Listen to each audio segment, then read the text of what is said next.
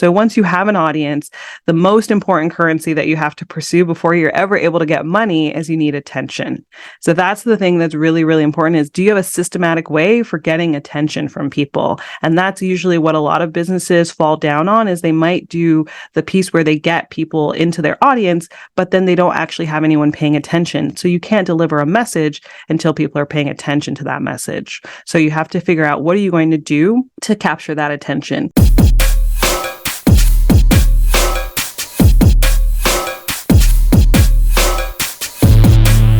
Hello, Profit First entrepreneurs and thought leaders. I am so excited. We have a special guest today. We got one of my favorite people in the world today, Natasha Ho.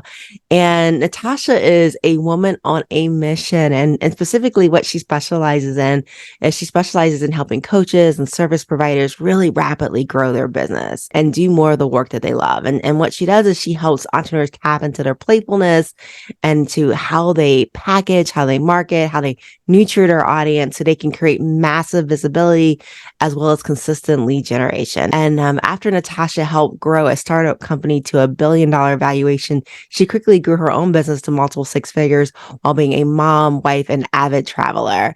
And I love watching all her adventures on Facebook.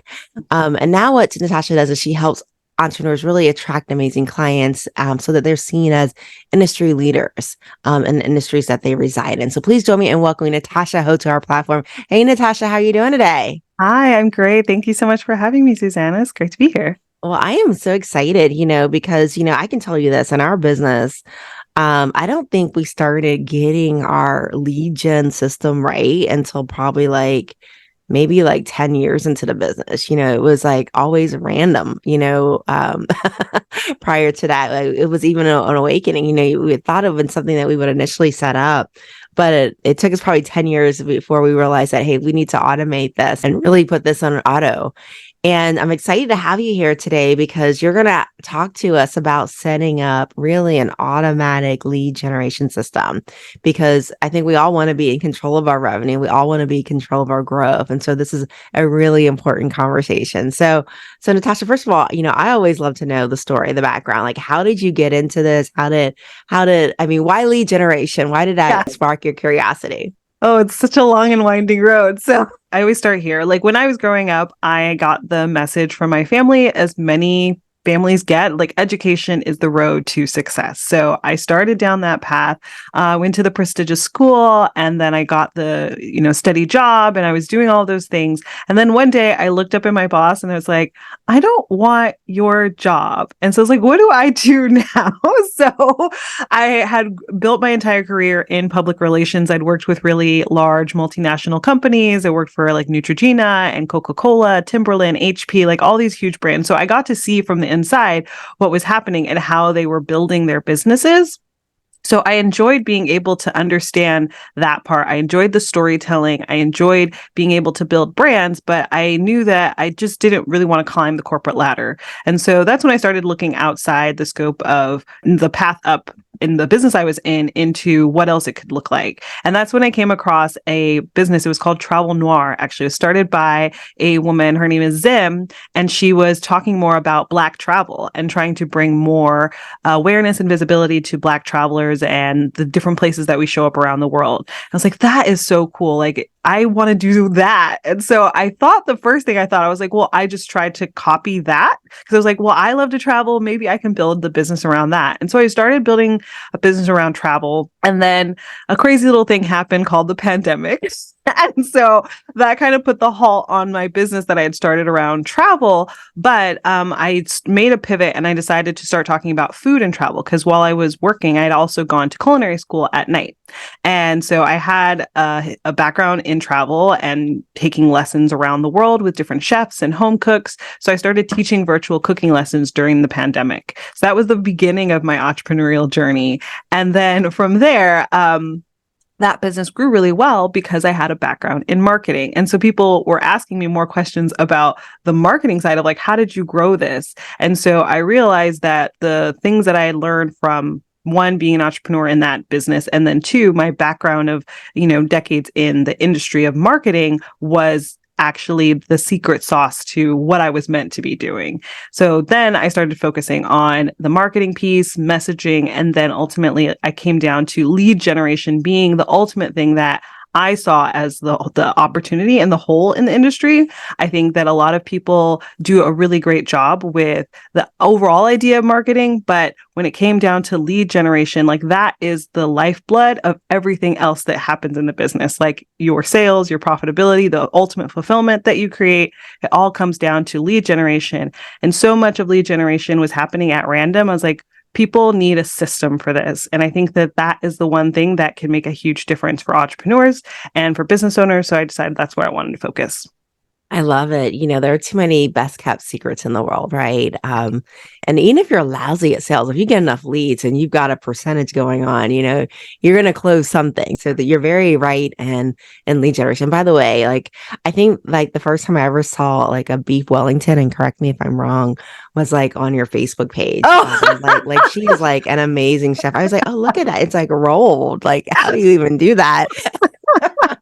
yes, I made beef Wellington for my husband's birthday, and so I think he actually was the one who posted it because he was so touched that I actually made that for him. I was like, is that a dessert or is that like a meat? I was like, wow, this is so neat. So make sure you guys follow Natasha because she's a woman of many talents, very, very smart lady. Definitely you want to follow her Thank you. on there. So Natasha, so let's start with like and you guys are an incredible power couple, you and Isaac. Because I know Isaac does a lot of sales trainings and Mm-hmm. and you do the marketing side. And so a lot of our companies, like I totally confess, I'm like I said, I was 10 years into an accounting firm before we ever really set up a true automated type of lead gen type of business.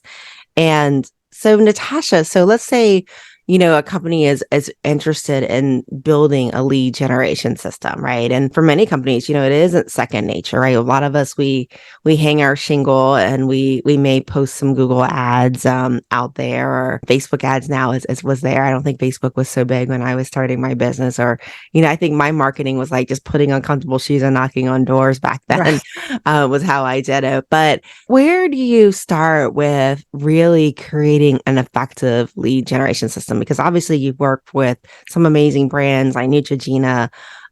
What goes into creating that amazing lead generation system? Yeah. So there are three parts to creating the lead generation system. So the first piece to that is audience growth. So in order for you to have leads, you have to have people around you. So you need an audience of people. So that's the first step in being able to create the lead gen system. And you already talked about a few ways that you can do that. You talked about going door to door. You talked about doing ads. So your lead generation starts with figuring out how you're going to grow your audience. So there's 5 different ways that I work with people to do that. The first one is that you can do it through content, which a lot of people do. And that it would mean things like you're on social media or you're using SEO. Those are content-based ways that you can grow your audience. The next is that you can use paid, which is things like ads and sponsorships. You can do outbound, which is the old school way that as all of us, it still works. We've all been exposed to it, whether it's DMs outbound or it's letters in the mail or it's door-to-door salespeople. Outbound still works. Then you have the option of partner, and that's when you leverage people that have a platform and you work with them to get access to the audiences that they've already built. Or you can use referrals, which is one that many businesses rely on, but I think can also use even more effectively and really use it with intention. So those are the ways you can grow your audience. That's step 1. Step 2 is that you have to be able to command attention. So once you have an audience, the most important currency that you have to pursue before you're ever able to get money is you need attention. So that's the thing that's really, really important is, do you have a systematic way for getting attention from people? And that's usually what a lot of businesses fall down on, is they might do the piece where they get people into their audience, but then they don't actually have anyone paying attention. So you can't deliver a message until people are paying attention to that message. So you have to figure out, what are you going to do to capture that attention? And so the most important thing is you have to have an incentive. People don't actually pay attention until you incentivize them to take that action. So we always have to be thinking about that. And so I love using the example of when you're driving down the street and you see that little light light come on in your car which says like, check your air pressure in your car. You're like, oh goodness, I have to check the air pressure. And then you drive by one of those tire companies and they're like, oh, come in for a free air pressure check. And so you pull over and you're like, okay, they're going to give you free air and they're going to check it. And you go in there and they check your air pressure, they fill up your tire, and then they come back and they're always like, oh, while we're here, do you want us to check your fluids and all of that? And you say, sure. They check everything and they're like, oh, so while we were there, we got your tire taken care of, but we also noticed that these fluids were low and maybe your windshield wipers are a little dull. Would you like us to take care of that while you're here today? And then you're like, yeah, I guess so. And so you end up taking that free air and turning it into a $200, $300, $400 transaction. And so that is what we call a viral hand raiser. It's something that will command attention, get people to stop long enough for you to deliver a message to them, solve a problem for them, and ultimately get them to make a purchase. And so that's what you have to install within your business and figure out what it looks like for you in order for you to get people to stop and pay attention. In the online world, I think a lot of people understand this because they'll hear things like lead magnets. But I think a lot of businesses that are offline or maybe less of the more traditional don't think about this as something that they can apply to their businesses. So I always like to use that tire example because I think people don't think of it. That's a lead magnet.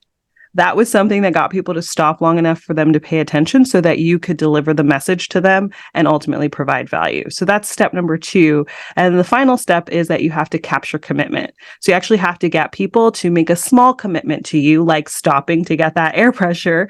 And then from making that small commitment, you can get them to make larger commitments. And it's really about the start of that relationship that you are building with people at that point so that you can get them to the ultimate point where they're ready and willing to transact with you. So those are the 3 pieces that are really key for building that lead gen system. I love that. I love that. That's amazing there. The viral hand raise, I never thought that. But that's exactly what it is. It grabs your attention and who isn't driving down the street, especially as it's getting colder and noticing that, hey, I might need some more air. And so, I think one of the challenges that a lot of entrepreneurs have is that creativity, right? That creativity of what would constitute a viral hand raise, what would grab attention. So when you're searching for that as an entrepreneur, how do you kind of figure out what is the best way to attract your audience? Mm-hmm. So the way that I like to think about this is that for clients, for customers, we want to keep them in a cycle of solving problems because the only reason that people buy anything is because they want a solution to some kind of problem or desire that they have, right? We all know that. That's the basics of business. But the thing is you want to be solving those problems from the start. So everything that you're doing is always going to be problem focused. So if you're coming up with a viral hand raiser, we need to solve a small problem for somebody on the road to solving their much bigger problem. So I talk about the core problem that you solve in your business. So there's one main thing that the core problem, and that's solved by your core offer, the main thing that you want people to buy, whatever your signature offer is. But before that, people will have component problems. They'll have smaller problems on the road to that core problem.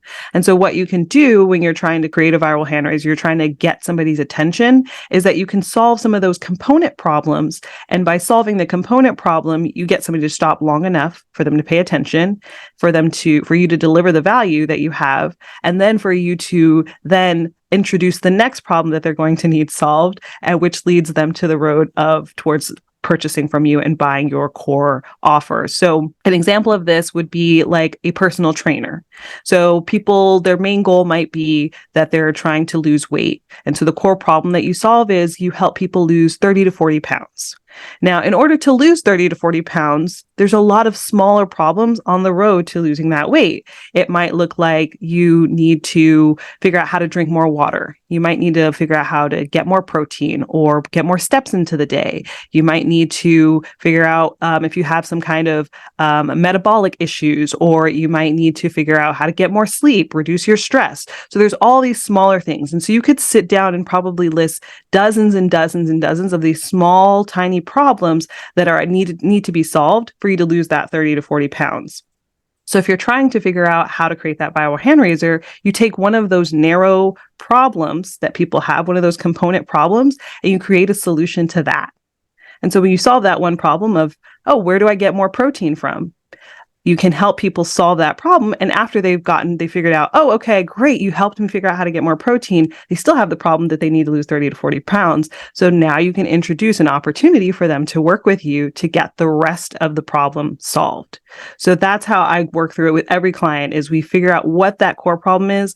We go through those component problems, and then you have dozens of opportunities for you to introduce a way for you to serve people. And the more of those component problems that you have, the more opportunities that you have for lead generation. Because every time you solve a problem, you introduce an opportunity for you to have a solution. I love that. So advertise for the component problem then. Mm-hmm. So, and advertise, drink more water. If I find out what your water intake is, Exactly. to lose weight, and of course tying it in without selling the big weight loss package, right? Exactly. At Before that you even routine. get there. Mm-hmm. Yeah, I just lo- if you have that complete solution to just a narrow problem, then people get the full value of that one problem being solved. And they're like, oh, this is a preview of what it would be like to work with this person. I love it. I love it. So once I've figured out like I'm doing different like advertising, I'm announcing this virtual hand raise, and offering that to the world. What's the best way now to kind of to grow that audience to get more? Yeah, it totally depends on the kind of business that you have. I think one of the things that I notice a lot in the industry is that everyone thinks that they have to now like become like a content like influencer. I don't know if you felt that way or seen that, but everyone's like, okay, I got to get online. I got to become an influencer and I got to be on TikTok and all of these kinds of things. And so I just can't shake it that way, I just can't do it. Wrong century. and so the first disclaimer that I want to give is that you do not have to be on TikTok. You don't have to become an influencer. There's lots of different ways for you to grow that audience. If you don't want to do content for audience growth, you don't even have to make that a part of your marketing mix. Honestly, there's many businesses that have grown really well without that. So you have to figure out which audience growth tactic aligns best with you and the strengths of you and your team. And so if that is content, then there's a lot of opportunity for you to grow the audience via content. The upside to content is that you can create one piece of content and then it can be seen by hundreds, if not thousands or millions of people to help you with growing that audience. The downside being that usually it takes a lot of time to produce that content, a lot of skill to produce great content. And so you have to put in the energy and the effort to do that. The other way that you can do this is with paid. We've talked about advertising already. The upside with advertising being that you can rent that space and you can get directly in front of the kind of people that you want. As many people, as big as your budget is, you can keep running and getting in front of more people. The downside being that you have to have a budget of being able to make that investment and then really understanding how to make that investment have a great ROI for you. So there's some skill. Either you have to have that skill or you have to pay somebody who has the skill to make sure that your investment in advertising would pay off for you. The other option is partner, which I really think is the one that I push a lot of my clients towards, is using partner, which is where you partner with people. Like, for instance, I'm here with you, Susanna, you've built a platform with your podcast and I can speak to you, deliver value to your audience. And some people who get a lot of value from this conversation will be, let me seek out Natasha and find out how I can become a part of her audience so I can continue learning from her. So partnering with people who have a platform, whether that's on a podcast or some kind of stage that you're speaking on, you can be able to deliver value to somebody else's audience and use that as a way to grow your own audience.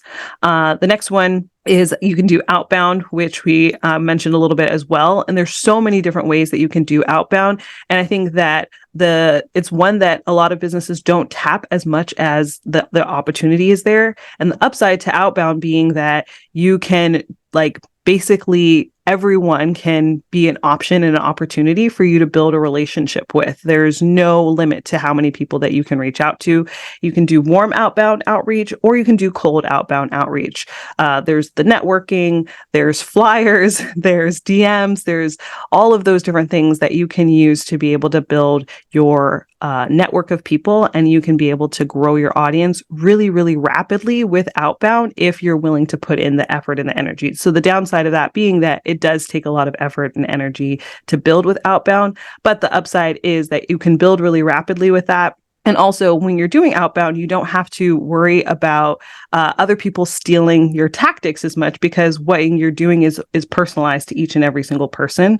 So that's another upside to doing outbound. And the final one is referral. And I mentioned this earlier. I think a lot of people don't tap into referral as much. They will use organic referrals, and so it's like, oh, it's great. Somebody sent me a client that somebody referred me. That's awesome. But people don't have a really specific way that they're using referral. And if you're delivering great value to your customers and your clients already, then make sure that you're tapping into that as an opportunity for you to build out your referrals. And so that looks like you having systems in place from the time that people start coming into you as a lead. So from the time that somebody comes in as a lead, are you asking for them to continue spreading the word, bringing more people into your business, into the viral hand raisers that you have, the events that you're doing? And then also from a client perspective, are you leveraging your clients to ask them to send you additional leads in business? And one of the opportunities that a lot of people don't tap is when it comes to referral, don't just ask for clients, ask for leads. So when you think of the difference between this, it's as if we're using that personal trainer example. If you ask somebody, who do you know that is trying to hire a personal trainer? Maybe they can come up with one or two names. But if you ask them, who do you know who is trying to lose 30 to 40 pounds? They're probably going to be able to come up with like 10, 20 different names. Like, oh, I know this Here's my person. friend list right Yeah, here. that person over there, Yeah, that this person one over needs there. help, especially start here. Right. So that's the difference between asking somebody for a client and asking somebody for a lead. And so if you can do that and you can ask your network, ask your old clients, previous clients, strategic partners, you can ask them for leads over and over and over again, because you're asking them for people who need a problem solved, not necessarily for people who are seeking out a solution. Love it. I love it. And I think you said something really key too, Natasha. It's something that you can do over and over again. I think a lot of times people spray and they pray and they don't come back to spray again. And the reality is it's consistently showing up. Like they say it takes, I know it used to be like 5 touches and now it's um, probably like double or triple that now, with attention spans and so Yeah. many things coming at people right now. Yeah, the last stat that I saw from Google was it takes 7 touch points over 4 different platforms and up to 11 interactions. Wow, that's a Hmm. lot. That's a Yeah, lot of spraying and repeat and reuse, right? right. Yeah. I was talking to someone over the weekend and they were like, one of the issues they're having is people call in and they're like, how did you hear about us? And they're like, online. And they're like, well, that doesn't help us figure out what's working. I said, it probably is online. They probably saw you on Google and then it got redirected to Facebook and then redirected to Instagram. And they probably see a whole lot of places online. Yeah. And I think one of the things that I've noticed just overall in the marketing right now is that there's big shifts. We were talking about this a little bit earlier. There's been big shifts in the industry overall because of the pandemic. I think a lot of people had a different relationship with making purchases because they had a different experience of how the money was coming in. There was like free money coming to people. So there was a little bit of easy come, easy go. And so after the pandemic, with shifts in the economy, with the recession, people have a different relationship with their own money. And I think right now, businesses have to be aware of how that is affecting buyers' mindset. And so there's a lot more time and nurture necessary in the sales cycle, in the buying cycle, before people are ready to make a decision. And the thing that has to be really, really focused on is the trust that's being built during that time period. Because I think a lot of people were burned by different things, different purchases they made. They're also looking at their own money and thinking about, okay, do I want to make this investment? Inflation is through the roof. Like, if I spend this money here, it's not going somewhere else. So I really have to believe that when I make this purchase, it's going to be for my benefit. It's going to have the long-term impact that I want, or the return on investment that I'm looking for. And so in order to do that, people really, really have to trust and believe in you as the provider. And so that means that you have to spend more time, more energy in that nurturing that you're doing. And you also may have to experience longer cycles with your customers and clients, and plan for that and know that it's going to take longer for people to be ready to move forward. I've had clients who've told me they have corporate contracts and they're like, these corporate contracts are taking way longer for me. And I was like, honestly, there's probably not much that we can do about that. We just have to anticipate now as we are planning out your year, is it's going to take longer for those. We need to be more intentional about how we're building trust in those relationships. And then the next thing that we have to do is we have to grow your audience. We have to make sure there are more opportunities for you, because you can't rely on the old numbers that we used to have of, if you had 10 leads, that 2 of those would be able to turn over in the next 90 days. You're going to maybe need 20 leads to make sure that you have those 2 leads that turn over in the next 90 days. I love that. I love that. And, which is why that lead generation system becomes even more important, right? Exactly. As like I said, you can be a terrible salesperson and great service provider. And if you get enough leads, you're statistically at odds that you're gonna close some of those leads. So a Exactly. percentage, and the more you're exposed to, the more you're going to close. So now that we talked about different avenues of creating leads, right? Do you find that there's one that's more effective than another, or is it really just kind of based upon the individual? I think it's 100% based on the individual. It's the thing that you do and take repeated action around over and over again. You can be successful with all of them. I've used all of them in my business around audience growth. And when it comes to viral hand raisers, there's different ways that you can build viral hand raisers. And I've built them for myself or for other people's businesses, and they all will work. I think that's the beauty, the upside and the downside to marketing, is like everything works. Then the hard part is figuring out what works for you, is really the thing that you have to do, because it all will be able to work. You just have to find the thing that aligns for you and that you're going to take repeated action around. And the biggest mistake that most businesses make when it comes to marketing is that they will try something, but they will try it only one time, and they'll be like, oh, it didn't work. And they didn't actually give it enough time for them to see, okay, how do I make this work in my business? How do I turn this into something that's successful? And so if you're willing to stick with a tactic long enough and refine it, that's how you're able to see which tactic works best for you. Yeah. And some of these relationships, I love how you talked about relationships. I mean, it can take a year to build those relationships. Mm-hmm. I have people that I met like 3 years ago that are calling me, and then they're like, we should have worked with you a year ago, but now we're in real big trouble, and we need to work with you like yesterday. Yeah, they'll like, take my money, please. Yeah, like now we got to dig you out of a bigger hole. And so, definitely, I mean, it is, it's relationship games, and it can take a while.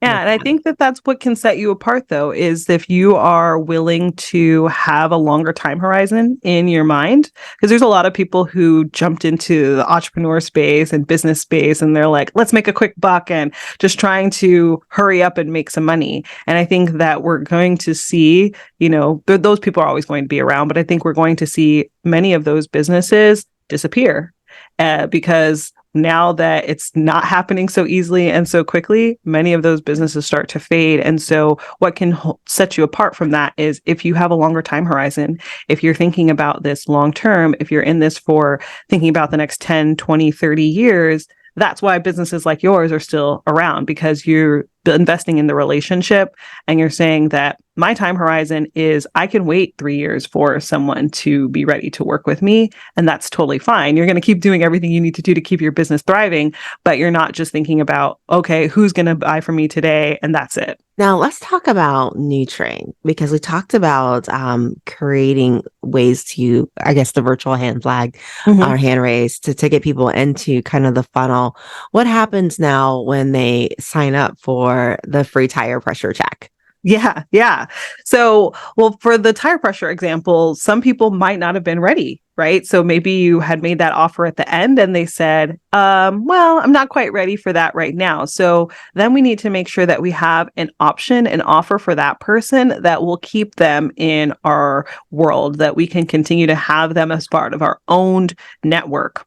And so that is like, every company asking you for what's your email address or what's your phone number? Because they want to be able to continue nurturing you. If you remember like Bed Bath and Beyond, they get your address and then what do? They send you that 20% coupon every few weeks to try to re-engage you and nurture you and send you some kind of information. So all of those tactics that you see from the big businesses, those are there because they work. And so you have to just think about how can you adapt that into what you do. So the most important thing is how are you capturing information so you can continue nurturing people. And so if people are coming to do business with you, or they are, raising their hand for your viral hand raiser, or they have expressed some kind of interest, the most important thing is how do you capture that information so you can continue nurturing them? Because only 3% of your audience is going to be ready for sales activity at any given point.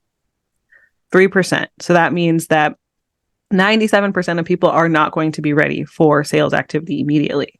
So the only way that you can make sure that 97% doesn't just evaporate into thin air is you have to capture their information so you can continue nurturing them. So when they are ready, you're top of mind as the solution that they want to use. So that means collecting phone numbers, collecting emails. It means creating communities. That is why all of those things are so, so important, so that you can capture that other 93% and continue nurturing them and delivering a message and delivering value to them, so that when they are ready to make a purchase, that they decide to go with you instead of with the competition. I love it. I love it. I was getting some things from my daughter's Sweet 16 at Party City, and they asked me for my cell phone number. And I'm like, I don't know if I want to give you my cell phone number. Exactly. That sounds like a spooky proposition there. But they got to nurture you, though. They're like, we just give us the phone number. We want to nurture you. We want to, and also for your repeat business. So even the people that do transact, you want to continue nurturing them. So, yeah, so definitely. So, get it all if you can, that cell phone number, that email address, everything that you can get with that. And so once we're nurturing our leads, and that's scary, if you think about 3% is ready to buy, it means you got to have hundreds of people that you're nurturing, right? It's going to become important with that and getting that lead generation.